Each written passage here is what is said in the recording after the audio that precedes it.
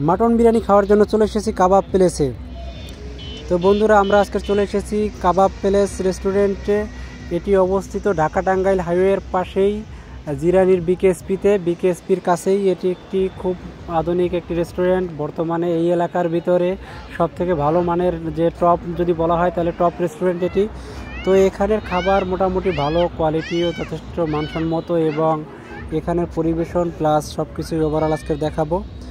তো কাবাব প্যালেস রেস্টুরেন্টটি যদি আসতে চান আপনারা, তাহলে এটি ঢাকা টাঙ্গাইল হাইওয়ের পাশে বিকেএসপিতে অবস্থিত।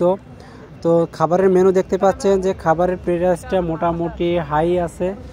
এই এলাকায় যেহেতু আশেপাশে ভালো কোনো রেস্টুরেন্ট নাই, তাই আমি মনে করি যে আসলে খাবারের দামটা একটু বেশি। আমরা আজকে ট্রাই করব এখানের মাটন কাচ্চি।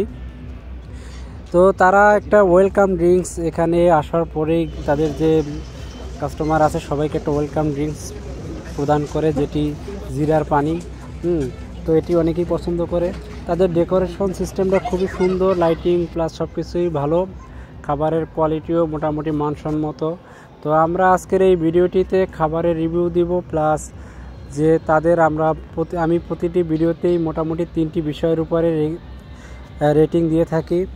তো আমি এখানে নিয়েছি মাটন বিরিয়ানির প্রাইস 430 টাকা, 430 টাকা। এখানে আছে 2 থেকে 3 পিস মাটন এবং পরিমাণ মতো বিরিয়ানি এবং একটি সিদ্ধ ডিম, যেটি খুব সুন্দর করে ডেকোরেশন করা। তো আসলে যে খাবারটা খাওয়ার পরে যেটা মনে হয়েছে যে খাবারের কোয়ালিটিটা মোটামুটি ভালোই ছিল। মাংসটাও মোটামুটি সফট এবং টাটকা টাইপের মনে হলো খাওয়ার পরে। আর তারা যে পরিবেশনটা করছে, এটি একটি কলসির মতো একটা ছোটো একটা হাঁড়িতে, ইউনিক টাইপের।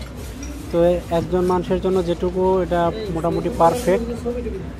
আর খাবারটাও মোটামুটি খুবই কোয়ালিটিফুল ছিল।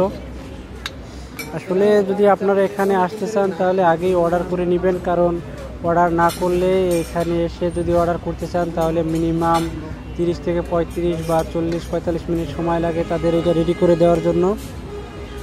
আমি এটি একটি প্লেটে পরিবেশন করে নিচ্ছি। দেখতেই পাচ্ছেন যে একবারে মাত্র রান্না করে নিয়ে এসেছে। তাদের খাবারের রিভিউটা যদি বলি, খাবারের কোয়ালিটি যথেষ্ট ভালো ছিল। তো খাবারের রেটিং যদি দেওয়া হয় তাহলে তারা 10-এর ভিতরে মোটামুটি টাইপের 7.5 রিজার্ভ করে, কারণ খাবারটা মোটামুটি ড্রাই টাইপের ছিল। তাদের যদি তারা একটা সস দিয়ে ওখানে প্রদান করে, সসটাও দিয়ে খেলে মোটামুটি ভালোই লাগে।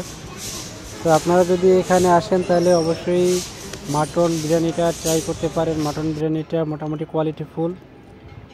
কালারটা দেখুন না, কালারটা খুবই সুন্দর, একবারে জাস্ট ওয়াও।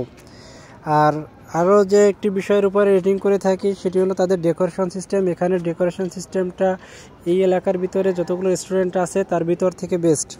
তো এক্ষেত্রে তারা 10-এর ভিতরে 7 ডিজার্ভ করে। আরও কিছু বাকি আছে যেগুলো আসলে তাদের অসম্পূর্ণতা আছে।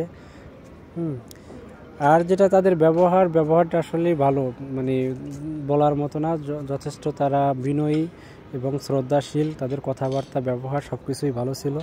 তো এক্ষেত্রে তারা আসলে 10-এর ভিতরে 8 ডিজার্ভ করে, কারণ তাদের ব্যবহারটা যথেষ্ট বিনয়ী ছিল, কথাবার্তা এবং তাদের যে সাপোর্ট, একটা যে কোনো কিছু লাগবে কিনা কথাবার্তা, তারপরে তারা খুব কাছাকাছি ছিল।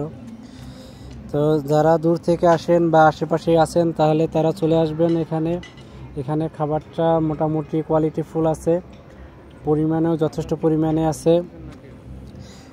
দেখতে পাচ্ছেন মাংসটা একটু শক্ত ছিল, আসলে যদি আর একটু পরিমাণে যদি সিদ্ধ হতো তাহলে মনে হয় খেতে আরও ভালো লাগতো। তো বন্ধুরা, এই ভিডিওটির মাধ্যমে আমি একটা নোটিফিকেশন দিতে চাই যে বর্তমান পৃথিবীতে প্রায় আমরা জানি যে 100 কোটির উপরে মানুষ অনাহারে দিন কাটায় কিংবা বিভিন্ন ধরনের কষ্ট করতে আছে।